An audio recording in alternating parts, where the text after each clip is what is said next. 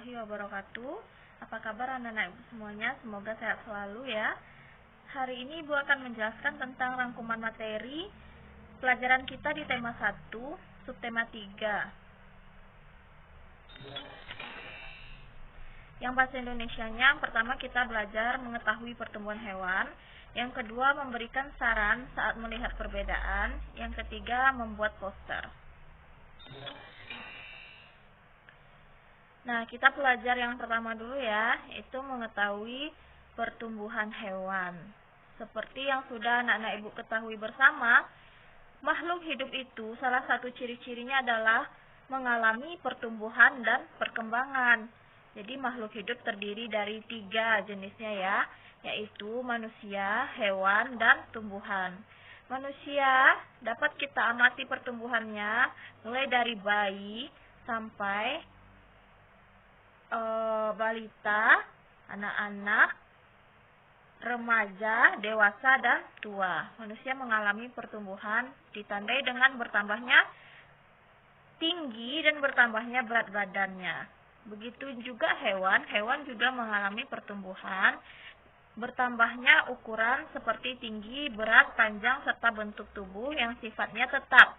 Itu disebut dengan pertumbuhan hewan. Jadi hewan itu mengalami pertambahan tinggi juga, pertambahan berat, serta bentuk tubuh yang sifatnya tetap. Jadi, misalnya nih, contohnya ayam yang sudah dewasa, bentuknya kan berbeda daripada ayam di saat kecil. Maka bentuk ayam yang dewasa itu tidak bisa lagi kembali ke bentuknya di waktu kecil. Jadi pertumbuhan itu sifatnya tetap. Nah, jenis pertumbuhan hewan terbagi 2. Yang pertama tanpa metamorfosis, yang kedua dengan metamorfosis. Yang dengan metamorfosis ini terbagi lagi menjadi 2, yaitu yang pertama metamorfosis sempurna, yang kedua metamorfosis tidak sempurna. Nah, bagaimana sih perbedaan jenis-jenis pertumbuhan hewan ini? Simak materi selanjutnya. Nah, yang pertama, hewan mengalami pertumbuhan tanpa metamorfosis. Apa itu pertumbuhan hewan tanpa metamorfosis? Pertumbuhan yang tidak mengalami perubahan bentuk yang jauh berbeda dari induknya. Contoh hewan yang mengalami pertumbuhan tanpa metamorfosis ini adalah ayam, buaya, ikan, gajah, kambing, sapi, dan lain-lain. Ibu contohkan di sini ayam ya. Ayam itu kan berkembang biak dengan bertelur. Jadi ayam itu induk ayam mengeluarkan beberapa telur. Bisa kita lihat di sini, induk ayam mengeluarkan beberapa telur. Lalu telur ini bisa dierami selama 22 hari oleh induk ayam. Setelah dierami 22 hari, maka telurnya akan pecah. Nah, telur ayam itu bisa berubah menjadi anak ayam apabila suhunya tetap panas. Di suhu dingin, dia tidak akan bisa menetas menjadi anak ayam. Selama 22 hari, telur ayam itu telah menetas menjadi anak ayam. Nah, anak ayam. Lalu anak ayam ini lama-lama bertambah dewasa, disebutlah induk ayam. Kamu perhatikan, anak ayam dan ayam dewasa itu bentuknya tidak jauh berbeda. Makanya hewan yang ketika dia kecil bentuknya tidak jauh berbeda dengan hewan di saat dewasanya, dinamakan hewan itu mengalami pertumbuhan atau perubahan tanpa metamorfosis. Contohnya ayam, buaya, ikan, gajah, sapi, kambing, dan lain-lain. Selanjutnya pertumbuhan dengan metamorfosis. Yang pertama kita bahas dulu metamorfosis sempurna. Pertumbuhan dengan metamorfosis sempurna ini artinya hewan kecilnya sangat berbeda bentuk dengan hewan dewasa. Ada 4 tahapan dalam metamorfosis sempurna. Yang pertama telur, yang kedua larva atau hewan kecil, selanjutnya pupa, dan imago atau hewan dewasa.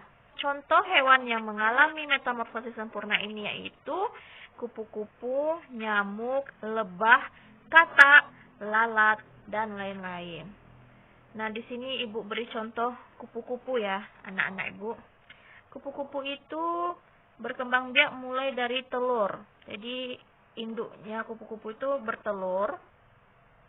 Telur ini melekat di daun sebagai tempat tumbuhnya, dan selama beberapa hari, sekitar 3, 4, atau 5 hari, telurnya akan menetas menjadi ulat.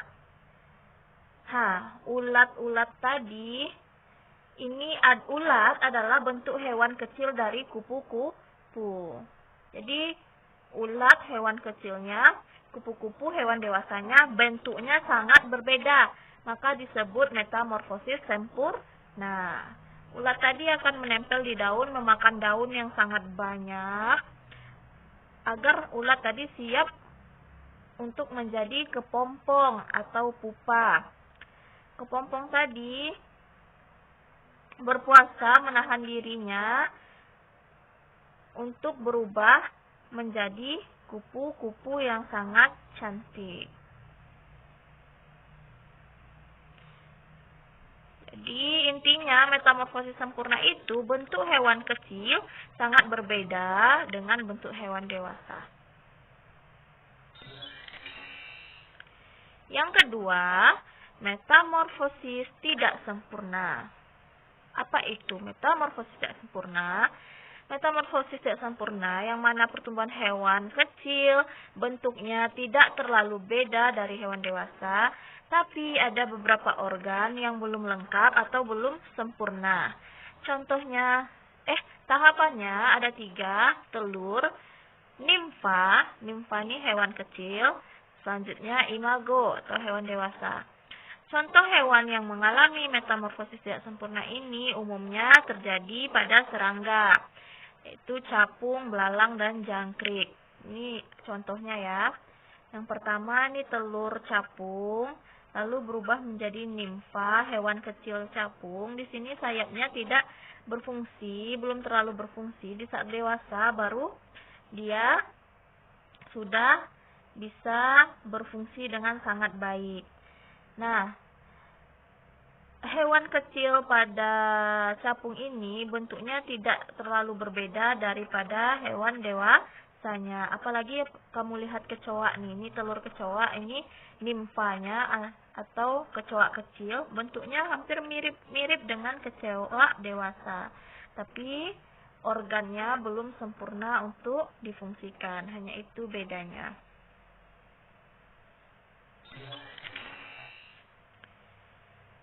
Nah, materi bahasa Indonesia kita yang kedua adalah memberikan saran saat melihat perbedaan.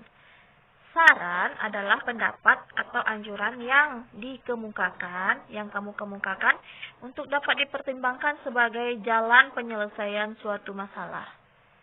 Jadi ketika kamu ingin memberikan solusi terhadap teman kamu, memberikan nasihat terhadap teman kamu, memberikan pendapat, itu dinamakan saran. Bagaimana cara menyampaikan saran? Tentu saja dengan bahasa yang sopan dan santun, tidak kasar, agar orang yang kita beri saran atau teman kita yang kita beri saran tidak tersinggung dengan saran yang kita sampaikan. Makanya bahasanya harus sopan dan santun. Bagaimana bentuk saran yang baik? Saran yang baik itu terdapat solusi serta alasan kenapa memilih solusi tersebut. Jika kita memberikan saran, itu berarti kita peduli terhadap teman kita, peduli terhadap orang lain. Nah, kepedulian terhadap orang lain ini termasuk juga pengamalan sila kedua, yang mana sila kedua berbunyi kemanusiaan yang adil dan beradab. Jadi, hubungan yang baik antar sesama manusia itu termasuk pengamalan sila kedua. Contoh pemberian saran. Bu kasih contoh, di sini masalahnya Danu sering lupa mengerjakan PR. Apa saran yang kita berikan untuk Danu? Danu, sebaiknya kamu mengerjakan PR tepat waktu, jangan ditunda-tunda. Kenapa kita memberikan saran demikian? Alasannya, karena jika ditunda nanti akan menumpuk dan membuat si Danu menjadi tambah malas.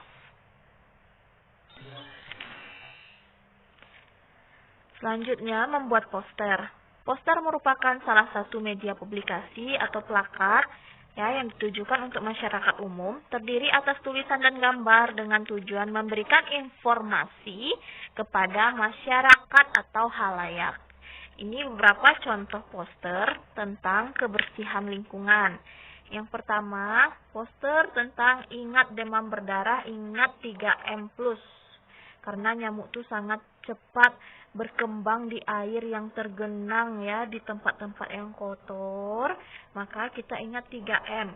M yang pertama menguras penampungan air, lalu menutup tempat penampungan air, yang kedua mengubur barang-barang bekas agar air tidak menggenang di sana. Plus, hindari gigitan nyamuk, tidur pakai kelambu atau memakai obat nyamuk. Jadi kita mengajak masyarakat agar memperkecil daya berkembang biak nyamuk sehingga tidak ada penyakit demam berdarah di sekitar kita. Yang kedua, poster tentang menggosok gigi. Ayo gosok gigi, mulut sehat, tebarkan pesonamu. Tentu saja kesehatan mulut dan gigi itu sangat penting bagi kesehatan kita. Supaya kita juga nyaman, nafasnya wangi, giginya bersih, tentu senyumnya akan semakin indah. Yang ketiga, itu poster tentang membuang sampah. Jangan lupa membuang sampah pada tempatnya. Nampak seorang anak sedang membuang sampah ke dalam tong sampah. Anak ibu juga bisa membuat poster-poster lain tentang kebersihan lingkungan. Nah, selanjutnya materi PPKN. Materi PPKN di tema 1, subtema 3 ini itu tentang menghargai perbedaan. Di pelajaran-pelajaran sebelumnya, anak ibu telah mengenal perbedaan Perbedaan itu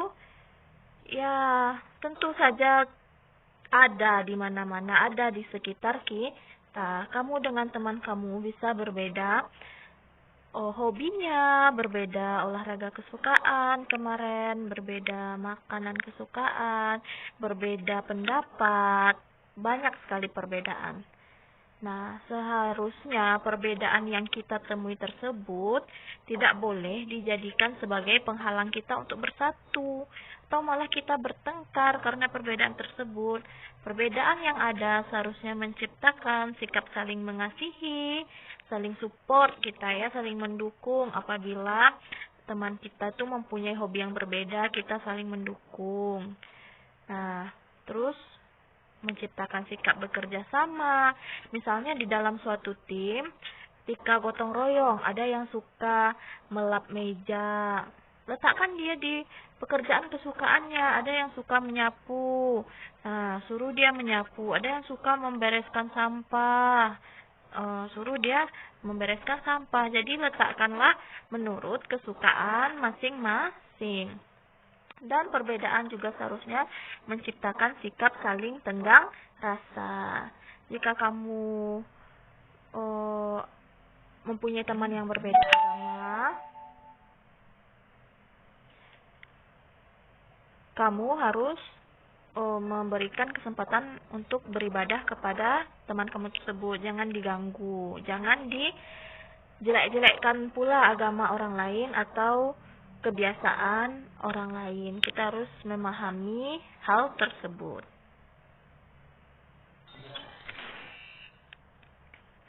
Selanjutnya, matematika di subtema 3 ini, yaitu anak-anak ibu banyak mengerjakan soal perkalian ya.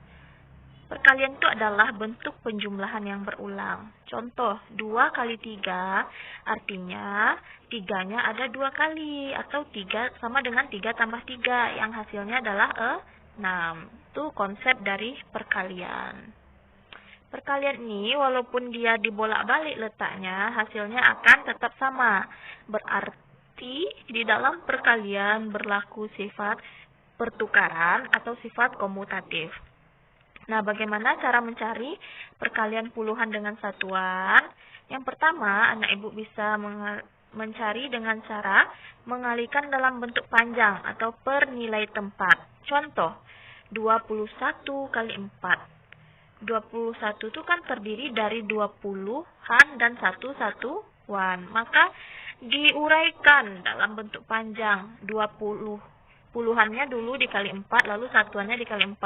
Puluhannya di sini ada 20, berarti 20 dikali 4 ditambah 1 dikali 4. Hasilnya 80 ditambah 4 sama dengan 84. Nah, ini cara dalam bentuk panjang. Yang kedua, cara bersusun ke bawah.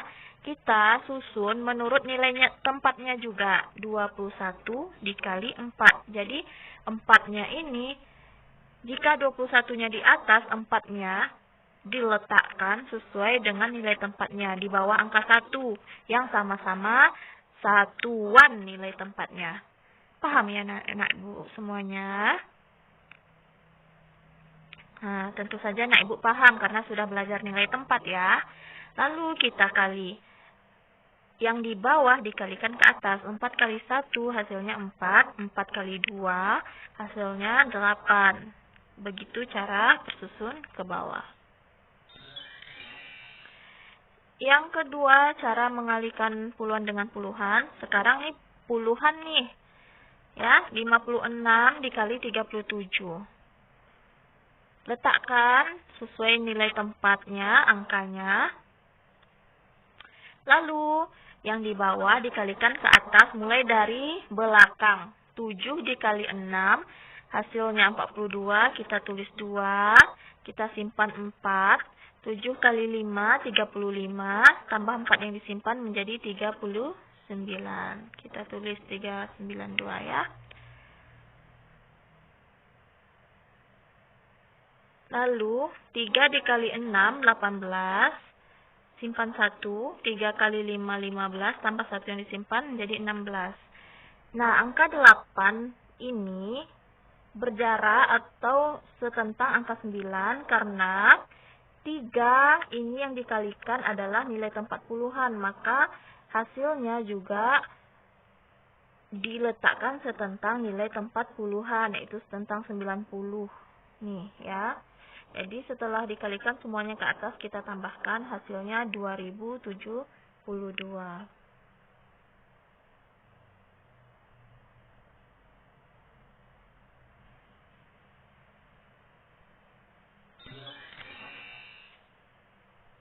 Selanjutnya, pembelajaran SBDP. Di subtema 3, tema 1 ini, SBDP-nya yaitu tentang gambar dekoratif. Gambar dekoratif adalah gambar yang dibuat sedemikian rupa sehingga terlihat indah dan menarik. Gambar dekoratif itu bisa ragam hiasnya, hewan, tumbuhan, atau manusia, atau objek-objek lainnya. Bagaimana gambar dekoratif itu bisa terlihat indah? Ada unsur-unsurnya. Yang pertama, komposisi warna. Bagaimana kita bisa memainkan warna, memberikan warna terhadap gambar kita sehingga gambar itu bisa terlihat sangat menarik. Yang kedua, garis. Membentuk garis-garis bisa jadi garis lengkung atau garis zigzag atau garis mendatar. Kita variasikan garis-garis sehingga gambar itu terlihat lebih cantik. Dan bentuk motif. Anak ibu perhatikan, ini adalah gambar ikan. bisa dibuat berbagai macam bentuk gambar dekoratif yang bagus. Ini yang pertama, ini yang kedua, ini yang ketiga, ini yang keempat. Yang mana yang bagus? Tentu anak ibu punya selera masing-masing. Nanti anak ibu juga bisa membuat gambar dekoratif dengan variasi warna, garis, dan bentuk motif sesuai kreasi anak-anak ibu masing-masing.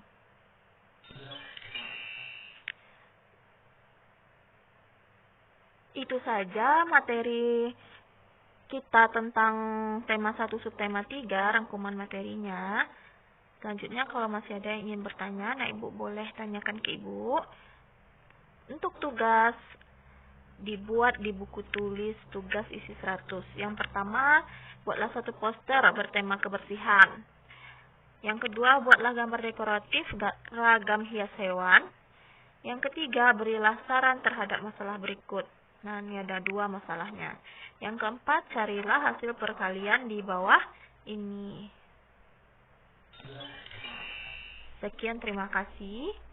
Semoga Nanda paham apa yang Ibu sampaikan. Semangat terus belajarnya ya, walaupun belajar di rumah. Dan jangan lupa sholat, ibadahnya selalu dijaga, kesehatannya selalu dijaga.